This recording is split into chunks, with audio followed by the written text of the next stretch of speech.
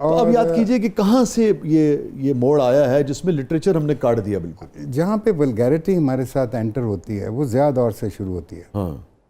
क्योंकि जब आप चीज़ें सुप्रेस करते हैं ना, आप कहते हैं कि आप ये कह सकते हो, ये नहीं कह सकते, सिर्फ ये कह सकते हो। जब ये नहीं कह सकते हो तो फिर एंड में रह के आ गया आपके पास। बड़ी हक़ कहता है कि जब सप्रेस किया जा रहा हो, जब जबर का दौर हो, तो फिर आप इश्तिहारों में बात करते हैं और इश्तिहारों से काम लेते हैं और उससे और बड़ा लिटरेचर पैदा होता है। ये ब्रेख्त कहता है। यहाँ पे अनफॉर्चुनेटली नहीं हुआ। ओके, वो वाला काम नहीं हुआ। सरेंडर कर दिया हमने सरेंडर कर दिया शायद।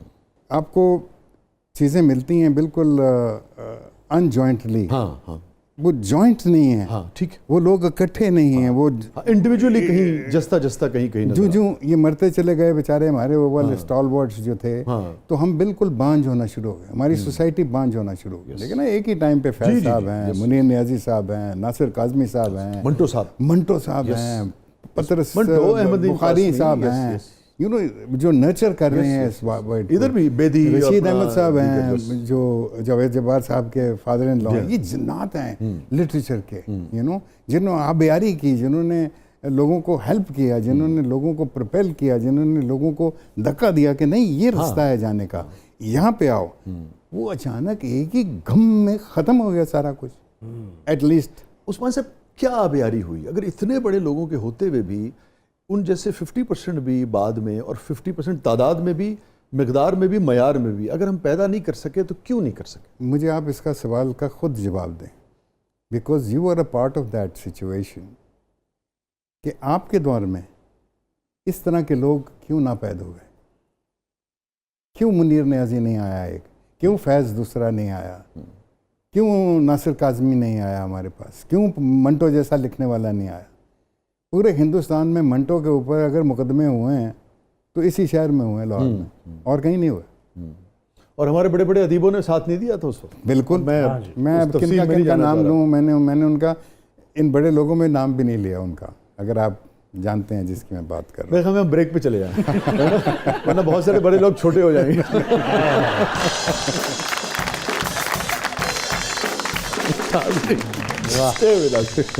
कितनी आप महसूस करते हैं अपनी उम्र के इस हिस्से में कि बात करने की आज़ादी कम हुई है, जगह तंग हुई है और महदूद हुए हैं हम लोग अपनी वो बात करने में भी जो आप समझते हैं कि माशरे के लिए ज़रूरी है, माशरे के आगे बढ़ने के लिए ज़रूरी है, वो बात भी नहीं कर पाते आज? देखिए ना, जब आप के पास जो आप के मुल्क को चला रहे होते हैं, अगर वो चाहें कि आप सिर्फ एक तरीके की बात करें, जिन दौरों से हम गुज़रे, यू नो, मुझे तो अयूब खान साहब से पहले सिकंदर मिर्ज़ा तक याद है।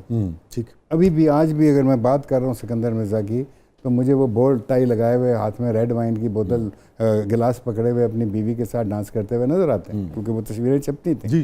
फिर हमने अयूब खान साहब का दौर, तब हम बच्चे थे, स्कूल में थे, वो दौर गुजरा। उसके बाद याहिया खान साहब का एक खौफनाक दौर गुजरा।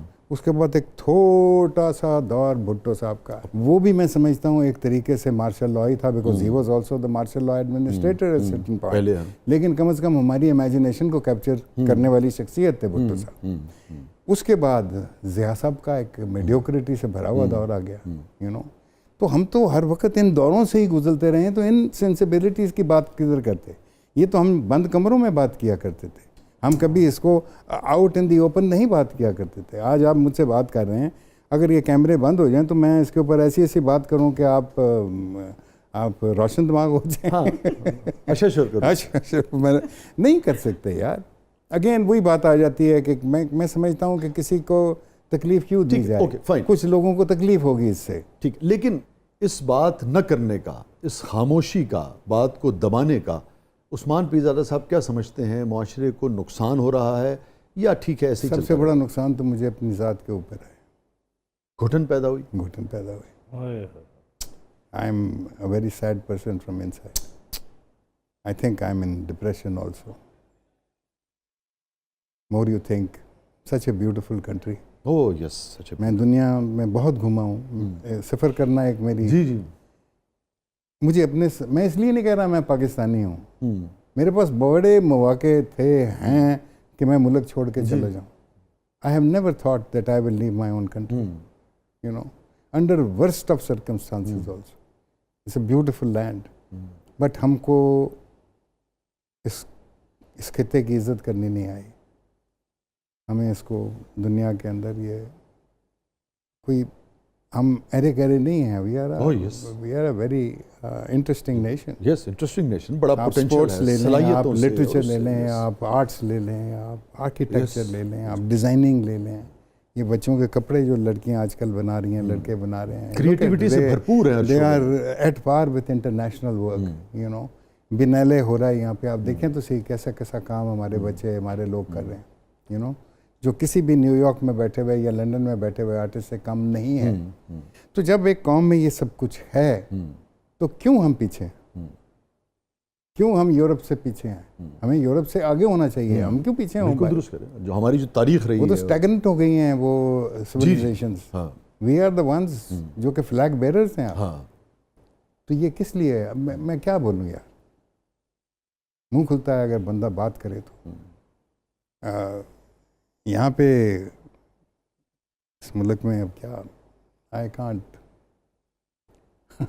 I can understand.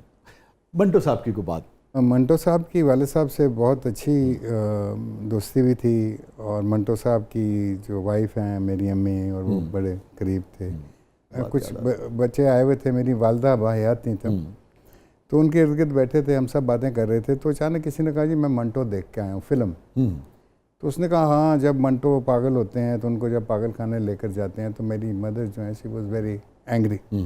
She said never, Manto was never mad. Manto साहब का एक प्रॉब्लम था, वो अल्कोहलिज्म प्रॉब्लम था.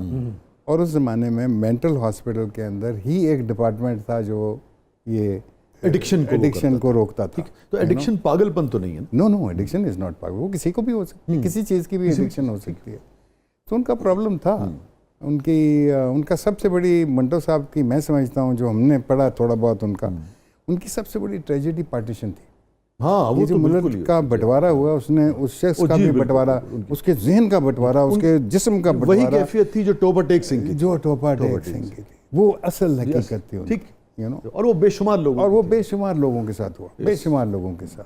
वो जैसे खला से नहीं गिरता आदमी, कुछ समझ नहीं आती कहाँ है, गिर कहाँ रहा है. जब गिरता तो समझ नहीं आती किस जगह पड़ा हूँ, कहाँ नहीं. सिर्फ उनके साथ नहीं, ये बहुत सारे उस ज़माने में जो इतनी बड़ी नकल मकानी हुई है. मुझे नहीं इल्म कि हमारे लोगों को ये इल्म था, हमारे बड़े बुज़ुर्गों को जिन्होंने पाकिस्तान बनाया या हिंदुस्तान बनाया, गांधी हो गए, जिन्ना साहब हो गए, नेहरू हो गए. I don't think they realised कि इसमें नकल मकानी भी होगी. नकल मकानी का कोई पैराहा नहीं था इस पार्टीशन में. वो तो जो जिधर है वो उधर ही रहेगा. और दूसरे ये था कि जैसे कनाडा और अमेरिका के ताल्लुकात हैं इस किस्म के. This is what partition was in design. लेकिन जो इंसान को इंसान ने मारा, पंजाब के अंदर सबसे बड़ा खून रेजी हुई. हिंदुस्तान के बंटवारे का साउथ इंडिया में मसलन हम गए, वहाँ पे कोई जिक्र ही नहीं. उनका प्रॉब्लम ही नहीं है partition of India. You know, partition of India was the problem, major problem was Punjab. उसके बाद था बंगाल. लेकिन बंगाल में इतनी खून रेजी नहीं हुई. अकायद का भी फर्क था और इन चीज़ों का था. जैसे मंटो साहब के भी बहुत सारे अफसाने, गुलजार साहब के भी बहुत सारे इस पे हैं कि वो, जैसे मंटो साहब का एक अफसाना है कि मेरा हाफजा ठीक काम कर रहा है, कि वो दोनों को ये पता नहीं है कि वो किस रिलीजन से हैं, और दोनों उसमें है कि ये कहीं मुझे ना मार दे और ये मुझे ना मार दे, और दोनों एक ही रिलीजन से होते हैं और एक दूसरे को मार देते हैं. और बड़े लोगों ने डॉक्यूमेंट भी किया. अशफाक साहब ने का जो गडरिया है, अगर आपको याद हो, वो यही है. बिल्कुल. मैं समझता हूँ, कभी दफ़ा मैं सोचता हूँ वैसे कि अगर लाहौर शहर के हवाले से कि यहाँ पे एक बड़ा मुतवसत तबका हिंदू और सिखों का था. जी.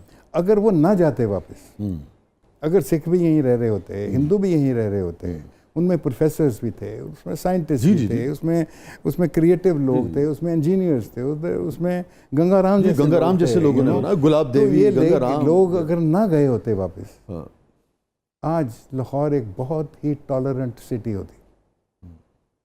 और मुस्लिम रियासत में भी सब रहते थे. उस्मान साहब, आपको क्या लगता है, कॉन्फ्लिक्ट रेजोल्यूशन नहीं आता हमें? इंसान को कॉन्फ्लिक्ट रेजोल्यूशन कि बड़ी बड़ी थ्योरियाँ बनाते रहे हैं. कॉन्फ्लिक्ट के बड़े बड़े चीज़ें हुई, लेकिन ये कॉन्फ्लिक्ट जब तक इंसान बनी नौ इंसान जिंदा है ना, ये कॉन्फ्लिक्ट खत्म नहीं हो सकता। नहीं एग्री सर, मैं ये नहीं कह रहा। हाँ। 2 जंगें लड़ी, अजीम जंगें, आज पूरा यूरोप एक हो गया, आप एक तरफ से चलना शुरू करें और दूसरी तरफ, ठीक है ना। मैं सिर्फ कहना ही चाह रहा हूँ कि उन्होंने अपने दिलों में अपने जो गिले शिकवे थे वो रखते हुए को एग्जिस्टेंस जो है वो सीखी है। हम अपने मुल्क के अंदर भी हम कॉन्फ्लिक्ट को रिजॉल्व नहीं कर पाते हैं और बहुत लंबा चलाते हैं उसे, यहाँ तक कि हालात का जबर हमें मजबूर न कर दे कि कोई एक ख़त्म हो जाए। देखिए ना, यहाँ पे हम अजीब व गरीब हो जाते हैं। फॉर इंस्टेंस आजकल जो पॉलिटिक्स चल रही है या चलती रही है, आज तक जो पॉलिटिक्स चलती रही है, ठीक है यार, आप एक पार्टी के साथ हो, वो दूसरा दूसरी पार्टी के साथ है, आप शायद भाई हो सकते हो दोनों, आपका अपना ओपिनियन है, आप एक दूसरे के दुश्मन तो नहीं बन सकते ना। हम तो दुश्मन बन जाते हैं एक दूसरे के, तेरी ऐसी थी तैसी थी फलानी थे, गालियाँ और ये नहीं होना चाहिए। एक लिटरेचर, तारीख, हिस्ट्री, आर्ट के रीडर की हैसियत से, ख़ुद उसका हिस्सा रहने की हैसियत से, एक बहुत ही लर्नड आदमी की हैसियत, आप क्या समझते हैं क्या वजह है, क्यों हम ऐसा है? यार एक तो तुम सवाल बड़े मुश्किल पूछते हो हैं क्योंकि उनका जवाब जो है ना वो इन कैमरों के सामने नहीं दिया जा सकता। अब इतने बड़े आपको आफ्टर सो ब्रेक ले लो तो अच्छा। इतना बड़ा आदमी मेरे हाथ लगा हो उस्मान पीरज़ादा, तो मैं उनसे यही पूछूंगा ना, अब ये तो नहीं पूछूंगा ना कि सास बहू के ड्रामे कैसे लगता है।